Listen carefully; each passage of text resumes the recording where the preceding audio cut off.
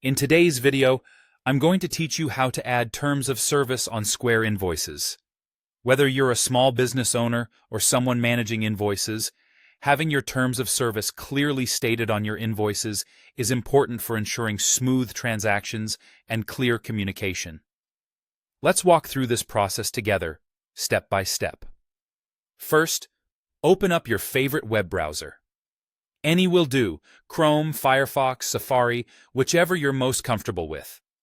Enter the URL for Square's website to get to their homepage. Now, if you're anything like me, you've probably already got this bookmarked, but if not, just type in the URL manually. Once you're on the Square homepage, you'll need to log in. You should see the login button usually at the top right corner of your screen. Click it, then enter your login credentials. If you've set up two-factor authentication, go ahead and verify your identity as prompted. And just like that, you're now in your Square dashboard. Now I'll guide you to where we can configure your terms of service. On the left-hand side menu, you're going to see an option labeled Customers. Click on it.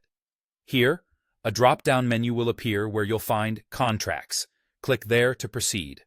Contracts are part of the toolset Square provides for managing your client agreements, and it's exactly where we're headed. Once you're in the Contracts section, you'll want to find Clauses. Moving to Clauses is crucial, as this is where the magic happens, so go ahead and click on Clauses. Now in the Clauses window, you'll have access to create or edit clauses that fit your business needs. Here, this is where you'll enter your terms of service. Click on the clause title or description field, which is where you'll type or paste your content. This is the important information that tells your customer about things like payment terms, liabilities, or any other policies that are pertinent to your transactions. Take your time to make sure everything is spelled out clearly. There's also an option for extra assurance, requiring your customer's initials next to this clause. If you wish to utilize this, you can simply tick the box that lets you make it mandatory for client initials. This small requirement can add an additional layer of acknowledgement from your customers. After you've entered your terms and decided on whether initialing is required, it's time to save your progress. You'll see a Save button, probably labeled Save or Save Changes, typically at the bottom or top of the page.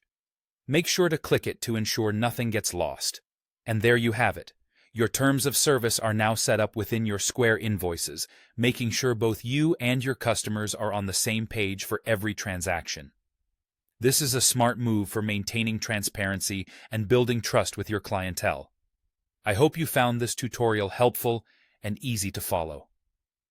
Thanks for joining me today, and I'll see you in the next video.